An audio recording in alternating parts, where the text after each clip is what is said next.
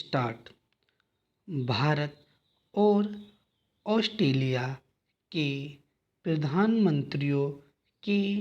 बीच आभासी शिखर बैठक में जिस तरह दोनों देशों ने आर्थिक व्यापारिक मामलों में सहयोग पर जोर दिया, उससे यही पता चलता है कि भारत विश्व मंच पर अपनी महत्ता स्थापित करने और साथ ही अपने हितों की रक्षा करने में सक्षम है। उल्लेखनीय केवल यह नहीं कि भारत ऑस्ट्रेलिया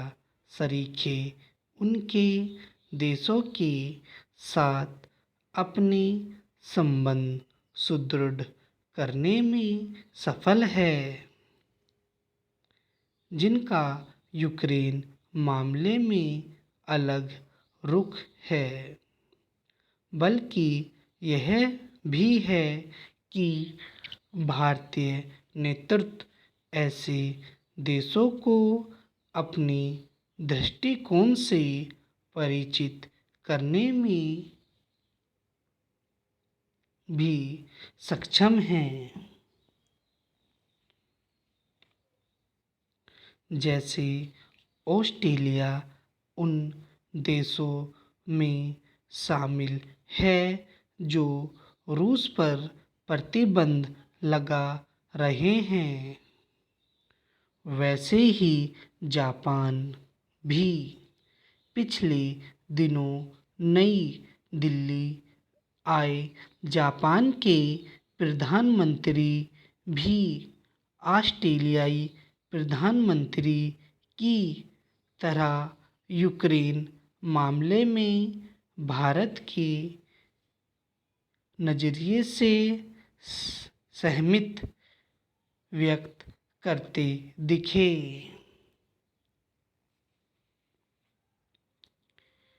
ये दोनों देश भारत की भागीदारी वाले उस क्वाड समूह का हिस्सा हैं जिसका एक सदस्य अमेरिका भी है, और यह किसी से छिपा नहीं कि संयुक्त राष्ट्र में रूस के खिलाफ मतदान के समय अनुपस्थित रहने के बाद भी वाशिंगटन ने न केवल संयम एवं संतुलित प्रतिक्रिया व्यक्त की, बल्कि भारत पर इसके लिए अनुचित दबाव बनाने से भी बचा कि वह उसके पाले में खड़ा हो।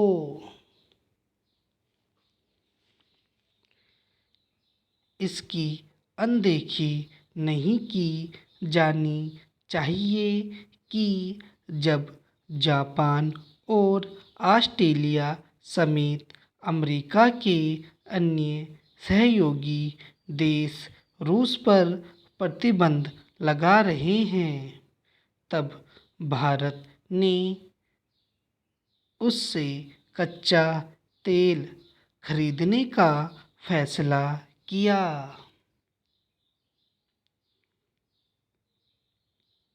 इस फैसले के माध्यम से भारत ने विश्व समुदाय को यही संदेश दिया कि उसके लिए अपने हितों की रक्षा सर्वोपरि है।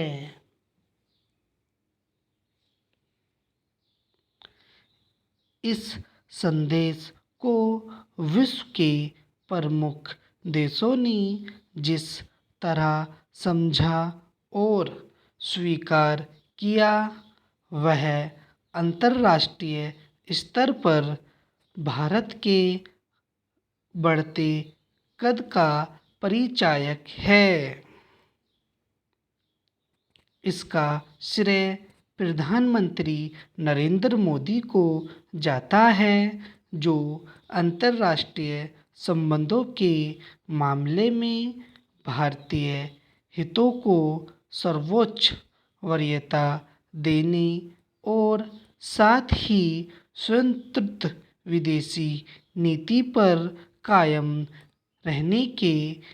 अपने संदेश को बार बार व्यक्त करते रहते हैं। निसंदेह विश्व मंचों पर इस संदेश को रेखांकित करने में एक बड़ी भूमिका विदेश मंत्री जयशंकर की है।